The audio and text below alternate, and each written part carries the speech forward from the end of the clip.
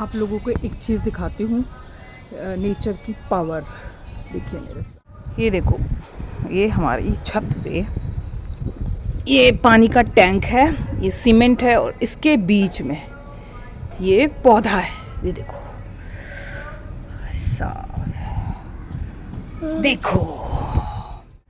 इस पौधे को देखकर मेरे दिमाग में ये विचार आया उस टाइम पे कि प्रकृति को कोई नहीं रोक सकता। प्रकृति का जो नियम है ना ग्रो करने का, वही शाश्वत सत्य है, वही सनातन है। अब ये बीज चाहे जहाँ से आया हो, किसी पक्षी के थ्रू आया है, चाहे वो चोंच में लेके आया या उस पेट में लेके आया, उसने वहाँ पे बीट की और जैसे उसको हवा पानी मिला उसने ग्रो किया। मतलब कि प्रकृति को ग्रो करना आता है, प्रकृति को अवरोध पसंद नहीं है। चीज़ें माहौल जैसे ही बना उसने अपने रंग दिखाने हैं।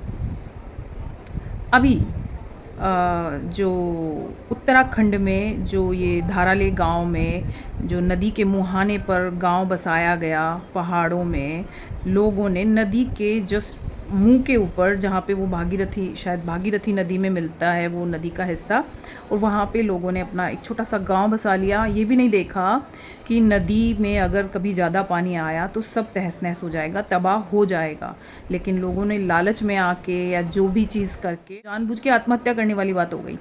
थोड़े दिन पहले ना मैंने एक मूवी देखी थी, द केरला स्टोरी, जिसमें था कि हिंदू लड़कियों को मुस्लिम बना के या उनका धर्म कन्वर्ट करके विदेशों में भेज दिया जाता है, मुस्लिम कंट्रीज़ में, और वहाँ पे उनके साथ फिर शोषण होता है।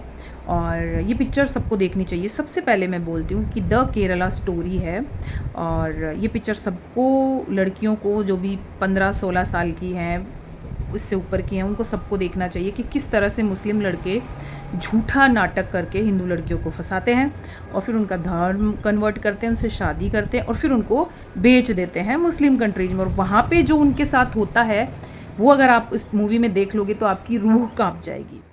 मैं नहीं चाहती कि किसी भी लड़की के साथ ऐसा हो, इसलिए ये मूवी में आपको सच्चाई देखने को मिलेगी। दूसरी चीज़ ये है कि प्रकृति का नियम है ग्रो करना। प्रकृति के अवरोध में कोई भी अगर आएगा तो प्रकृति उसको तहस नहस कर देगी। धराली वाला उदाहरण है।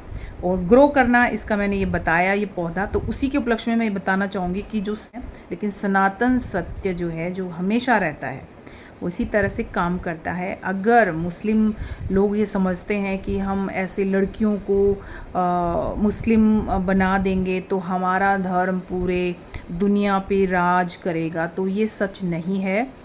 जो सनातन की फ़िलॉसफी है ना कि जियो और जीने दो, ये कभी मर ही नहीं सकती। ये इंसानियत की जड़ है और ये कभी नहीं ख़त्म हो सकती। ये एक ऐसी फ़िलॉसफी है जो शायद आपकी कम्युनिटी चाहे कितनी भी पापी है, लेकिन उस पाप का घड़ा जब भर जाएगा ना, तो आप ही में से कोई एक इंसान इसी फ़िलॉसफी वाला, सनातन फ़िलॉसफी वाला खड़ा हो जाएगा और आपकी जो भी सीख है या शिक्षाएं हैं वो धरी की धरी रह जाएंगी। तो बस इसके माध्यम से सिर्फ मैं ये बताना चाह रही हूँ कि नेचर को समझो, नेचर के विरोध में मत आओ, नेचर के साथ चलो, नेचर का साथ दो। फिर वो चाहे धर्म की बात हो, चाहे वो प्रकृति की बात हो, चाहे कुछ भी है, लेकिन प्रकृति के अवरोध में खड़े होगे तबाह हो जाओगे। और ये बात अगर इंसान जितना जल्दी समझ जाएगा, इंसानियत के लिए, इस धरती के लिए बहुत अच्छा है, नहीं तो तबाही तो फिर सभी देखेंगे। एक बात तो तय है, प्रकृति को इंसान रूल नहीं कर सकते, इंसानों को ही रूल करेगी नेचर।